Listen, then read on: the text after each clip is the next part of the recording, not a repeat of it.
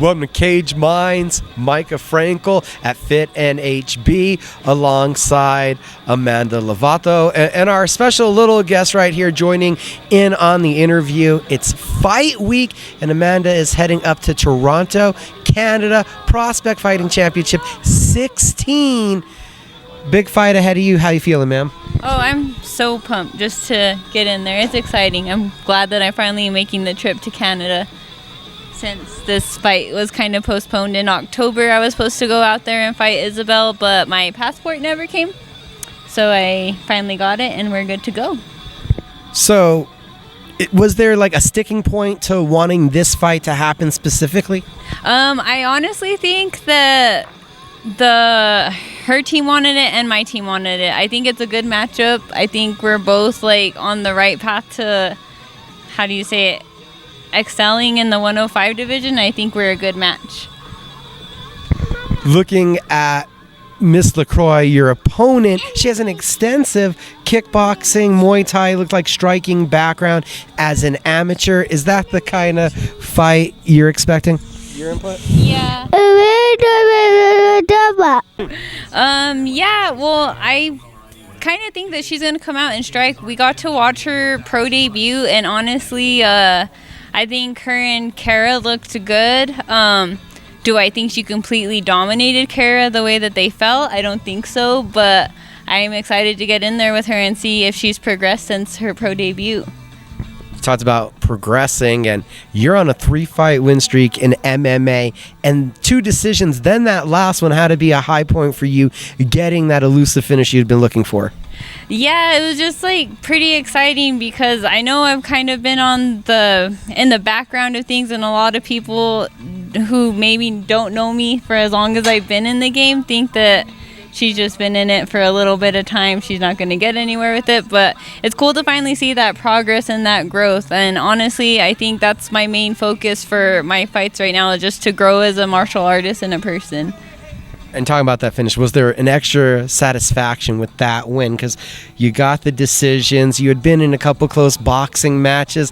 To put that finality to it, that you knew you were getting your hand raised, how to feel better getting your hand raised that way? Oh, it was awesome. It was super awesome. Like, honestly, I was probably like on a high from it for like 2 weeks, but it's cool to see that all the dedication and all the time that I put in, like, finally came into that moment and it paid off. And like, I'm not just a brawler. I can also grapple. I could also wrestle. So you don't just have to worry about what I'm bringing on the feet. You need to worry that I'm going to bring it to you at any point, or at anything in this game.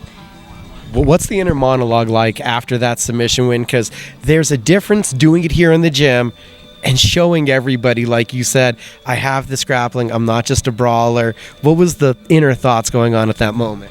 Well, I thought that she had tapped out, and I thought that I had just gotten the submission, but then I got to the corner and talked to Coach, and she's all, no, you put her to sleep. So the fact that I put her to sleep just shows that, like, hey, you're good at this and you're meant to be here. So I'm just looking to keep this going and to keep growing. Can you describe what it's like to have this confidence growing each fight?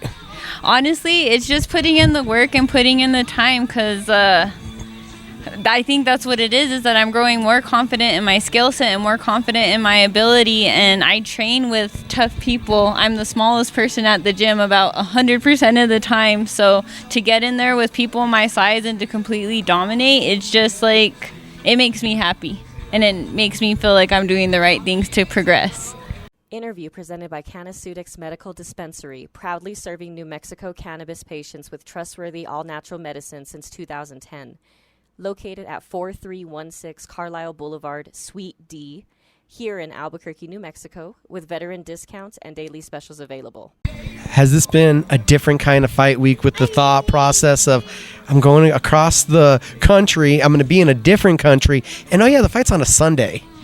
Yeah, well, this week's kind of, as we talked before, is like a lot going on. I had work today, came out of work, got my son, came straight to the gym. I'll have finals that I take on Wednesday and Thursday because I am going to school. And then Friday morning, we're going to wake up, get over to Canada, finish the weight cut, and it'll be a wrap before we know it. Looking at this fight, do you have a thought process in your head of making it look like a striker versus a mixed martial artist? I think that's our game plan, definitely. Right, Bubba? Is that the game plan? I agree. And what is it like having Anthony here in the gym alongside you watching? How motivating is that each day? It's just like, it's super motivating, honestly, because you have little eyes watching you. So if I could be the best example that I can be to him, that's ultimately what I'm going to do. So he sees everything that I'm doing. He sees me here putting in work here. He sees me at home doing my homework for school. And then my parents have been nice enough to take him to work. So he knows I'm not just taking off on him at the weekends, that I'm going somewhere to make money for us. You got the fight ahead of you this week.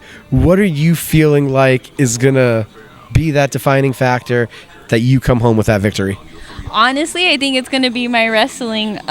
What's funny is I had like zero wrestling, and over the last 4 years, I've developed kind of, I think, a name behind my wrestling. I've been asked a couple times, well, where did you wrestle in high school, Mandy? And I'm like, I did not wrestle at all. Everything that I learned has been everything in the last probably 4 or 5 years. And then I think John Judy's kind of just cleaned up a lot of the mistakes I've been making. So thank you. It feels like you're seeing the fruition of a lot of hard labor put in. Yes. I think I made my amateur debut in 2013. So this is like my 10-year mark of doing everything. And it's just kind of cool to see that there's finally like a progression in it. Because I'm pretty sure coming as a pro 0-7, everybody's like, oh, well, she just sucks. Like she's not going to be able to get it together mentally. And so after this weekend, I plan on being 4-7, and then hopefully by the end of this year, we even out my record. Amanda, Anthony, great getting to talk to you guys. Thank you. Say thank you. Thank you.